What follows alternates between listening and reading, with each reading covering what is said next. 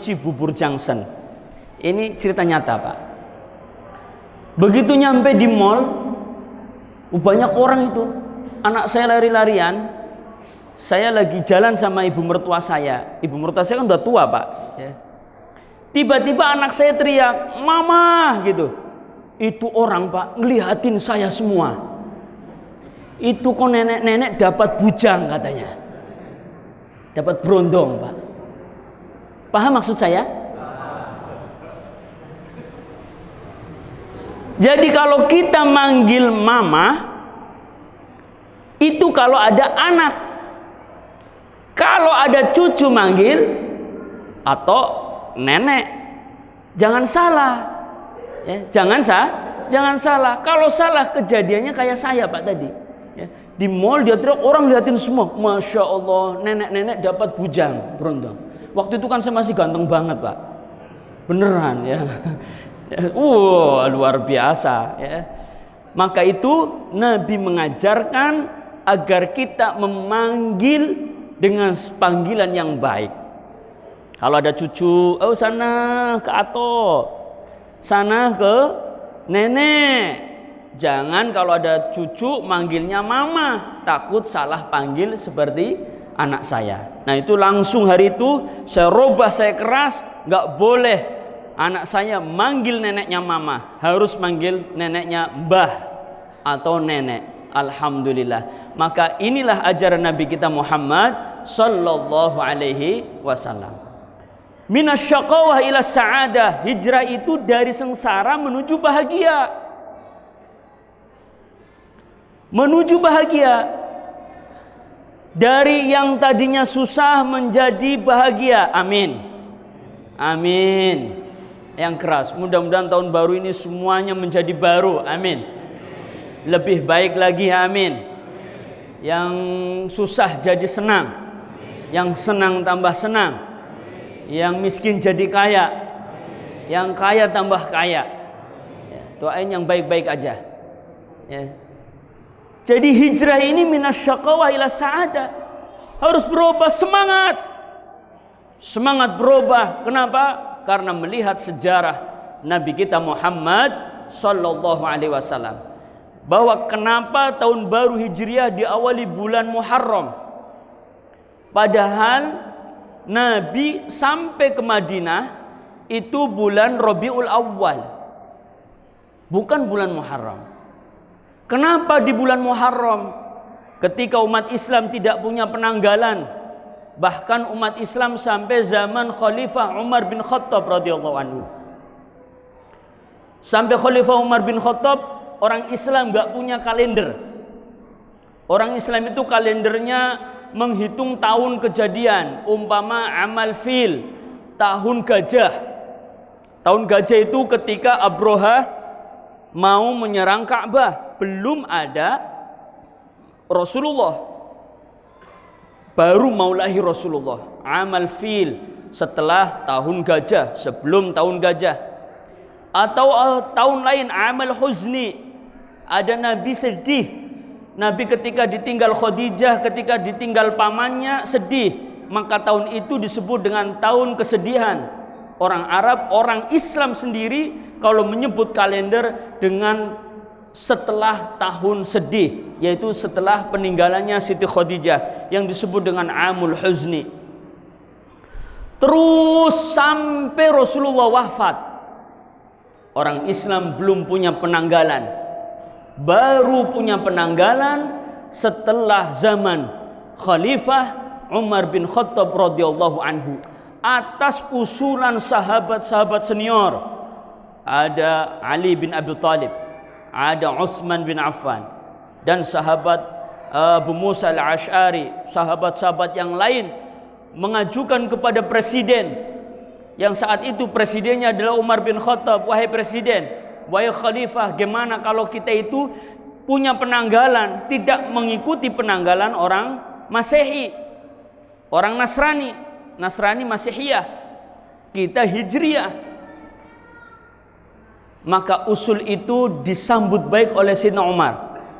Ada yang mengusulkan, gimana wahai presiden kalau penanggalan Islam itu 1 Syawal, yaitu Lebaran.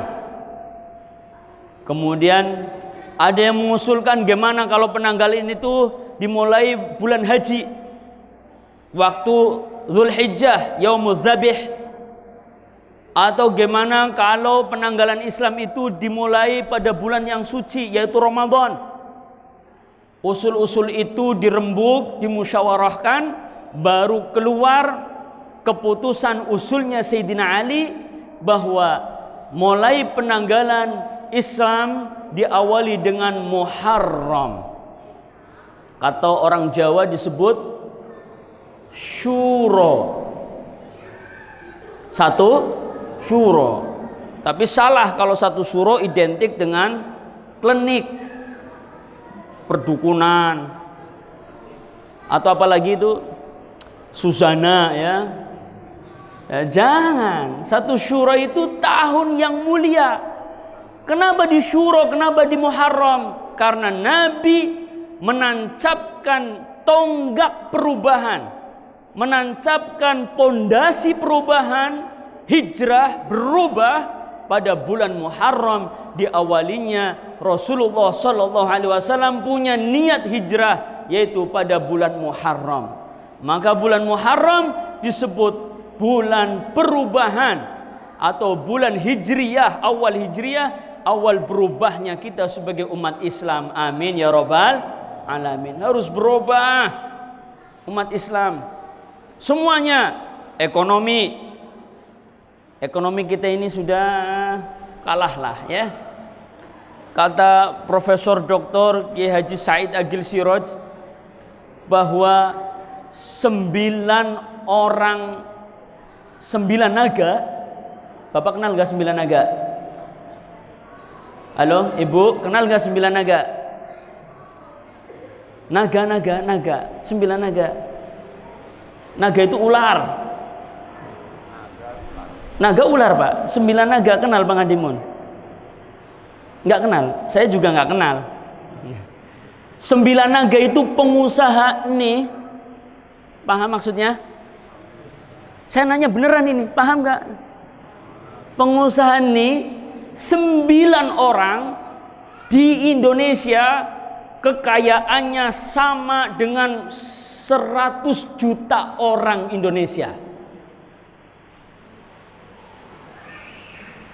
Saya ulang, 9 orang non muslim yang ada di Indonesia yang disebut dengan 9 naga, kekayaannya sama dengan 100 juta penduduk Indonesia.